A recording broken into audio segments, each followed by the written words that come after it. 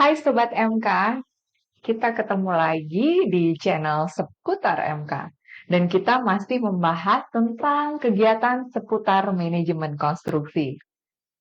Karena banyak sekali dinamika dalam kegiatan konstruksi, maka kali ini kita akan membahas tentang permasalahan kontrak konstruksi. Sobat MK, hal-hal yang perlu diperhatikan dalam pelaksanaan kontrak konstruksi ini antara lain dalam pemilihan jenis kontrak. Di sini agar diperhatikan dalam hal pemilihan jenis kontrak yang akan digunakan sesuai dengan pekerjaan yang akan dilaksanakan. Kemudian terkait perbedaan pemahaman. Adanya perbedaan pemahaman antara pemeriksa atau auditor dan pihak yang diperiksa tentang kerugian negara.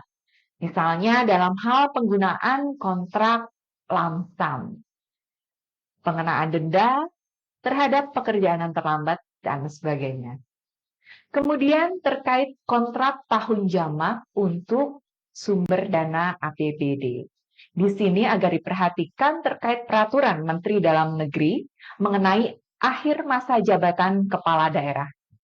Setelah mengetahui apa saja yang harus diperhatikan, kita juga harus mengidentifikasi faktor penyebab permasalahan hukum dalam pelaksanaan kontrak konstruksi. Berbagai faktor potensial penyebab permasalahan hukum atau perselisihan dalam pelaksanaan suatu pekerjaan konstruksi dikelompokkan dalam 3 aspek yang saling terkait satu dengan yang lainnya. Nah, apa saja nih faktor yang terkait? Kita bisa jabarkan sebagai berikut. Aspek yang pertama yaitu aspek teknis.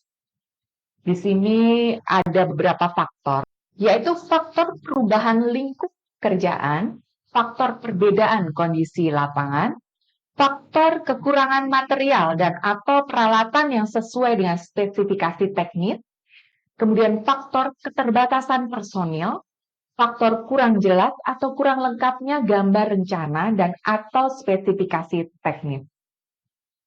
Lalu untuk aspek waktu, di sini keterkaitannya adalah faktor penundaan waktu pelaksanaan pekerjaan, faktor percepatan waktu penyelesaian pekerjaan, kemudian faktor keterlambatan waktu penyelesaian pekerjaan. Aspek yang terakhir adalah aspek biaya. Faktor yang terkait yaitu faktor penghematan anggaran dan faktor keterlambatan pembayaran. Berikut adalah contoh-contoh temuan permasalahan kontrak yang kita ambil dari dokumentasi Kementerian PUPR. Contoh yang pertama yaitu terkait ketentuan perubahan mata uang pembayaran untuk kontrak yang sumber pembiayaannya dari PHLN yang tidak sesuai dengan ketentuan yang berlaku. Peraturan terkait permasalahan ini yaitu pasal 62 PP 45 tahun 2013 tentang tata cara pelaksanaan APBN. Dijelaskan di sini bahwa nilai perjanjian dalam bentuk valuta asing tidak dapat diubah dalam bentuk mata uang rupiah. Kemudian nilai perjanjian dalam bentuk mata uang rupiah tidak dapat diubah dalam bentuk valuta asing. Nilai perjanjian dalam bentuk valuta asing tidak dapat membebani dana rupiah murni. Dan perjanjian yang berkaitan dengan penggunaan barang atau jasa produksi dalam negeri tidak dapat dilakukan dalam valuta asing. Perjanjian yang tidak mengacu pada ketentuan di atas dapat dilaksanakan setelah terlebih dahulu mendapat persetujuan dari Menteri Keuangan. Permasalahan lainnya yaitu penyesuaian harga pekerjaan konstruksi. Di sini PPK masih ragu-ragu dalam penentuan koefisien komponen. Kemudian peraturan yang mengatur di sini ada pasal 8C huruf G PU nomor 07 garing 2011 JO Permen PUPR nomor 31 garing 2015 yaitu koefisien penyesuaian harga ditentukan oleh PPK berdasarkan analisis detail harga yang diperoleh melalui engineering estimate atau EE dan dicantumkan dalam dokumen pemilihan.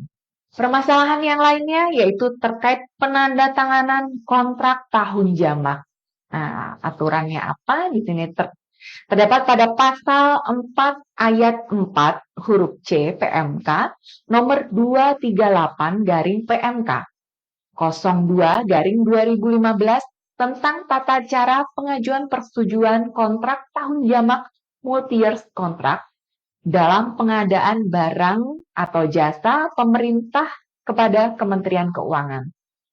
Bahwa penandatanganan kontrak tahun jamak dilakukan setelah pengadaan tanah atau lahan sudah selesai dituntaskan.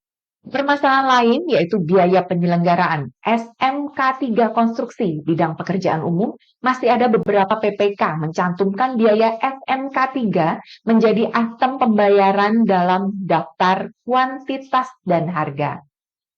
Sesuai dengan ketentuan yang tercantum dalam FE Menteri PUPR nomor 66 garing SE garing M garing 2015 tentang biaya penyelenggaraan sistem manajemen keselamatan dan kesehatan kerja atau SMK 3 konstruksi bidang pekerjaan umum.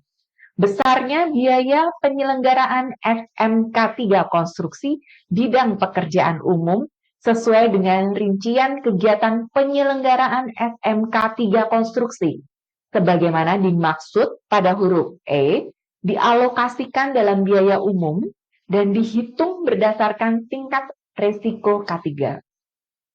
Contoh perhitungan biaya SMK 3 konstruksi sebagaimana tercantum dalam lampiran 2 digunakan untuk acuan penyesuaian alokasi besaran biaya umum dan keuntungan. Ini dicontohkan sebesar 15%.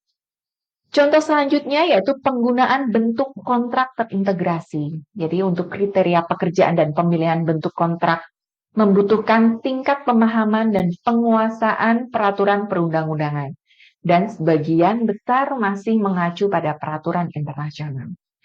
Contoh terakhir yaitu pembayaran konsultan manajemen konstruksi. Berdasarkan pasal 9 ayat 3 Permen PU nomor 07 garing PRT garing M garing 2011 tentang standar dan pedoman pengadaan pekerjaan konstruksi dan jasa konsultansi JO Permen PUPR nomor 31 garing PRT garing M garing 2015 dinyatakan bahwa kontrak harga satuan jasa konsultansi didasarkan atas input atau tenaga ahli dan biaya-biaya langsung terkait termasuk perjalanan dinas yang harus disediakan konsultan atau input base untuk melaksanakan pekerjaan sesuai dengan kerangka acuan kerja atau TOR.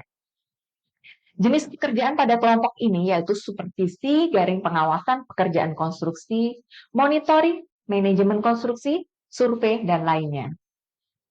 Kesimpulannya, untuk pekerjaan dengan kontrak harga satuan yang mengikat adalah harga satuan yang pasti dan tetap untuk setiap satuan atau unsur pekerjaan. Volume pekerjaan masih bersifat perkiraan sementara dan pembayarannya didasarkan pada hasil pengukuran bersama atas volume pekerjaan yang benar-benar telah dilaksanakan oleh penyedia jasa. Oke, Sobat MK. Untuk permasalahan konstruksi ini, kira-kira masih ada ganjalan nggak untuk Sobat MK semuanya? Nah, silahkan komen dan kasih masukannya ya. Kita ketemu lagi di channel seputar MK. Bye-bye.